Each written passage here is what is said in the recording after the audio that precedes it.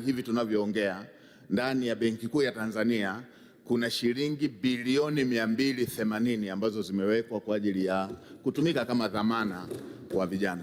Na Mheshimiwa Spika, jambo hili ambalo Mheshimiwa mbunge ameliongea, mimi ni moja ya watu ambao nimeliishi. Nilipomaliza chuo kikuu nilifanya kazi za kubeba zege na kufyatua tofali, na mke wangu akifanya kazi ya mamalishe. Kwa hiyo najua adha ya kijana kukosa ajira. Na Mheshimiwa Spika, tumeshaanza hata kuongea kwamba vijana wanapata mikopo wakiwa kwenye masomo, wakimaliza wakapata vyeti vyao vile, wanahangaika kupata mikopo kwa sababu hawana dhamana.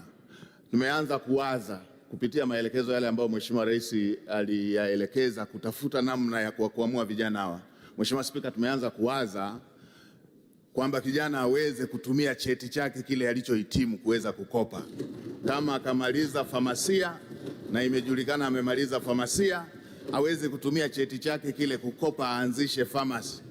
Kama amemaliza uhandisi na ana cheti chake cha uhandisi, anahitaji vifaa vya umeme, aweze kutumia cheti chake kama dhamana, aweze kupata mikopo hiyo. Kwa hiyo jambo hili tutalileta hapa bungeni, Mheshimiwa Spika, tutakapokuwa tumemaliza hiyo sheria ambayo tunataka itengeneze kampuni ya kutoa dhamana, lakini pia ya kuweka dhamana mali ambazo zinaweza zikahamishika. Mheshimiwa Spika, nakushukuru. Ni swali zuri na serikali inafanyia kazi kwa ukubwa wa ajenda hiyo ya ajira kwa vijana.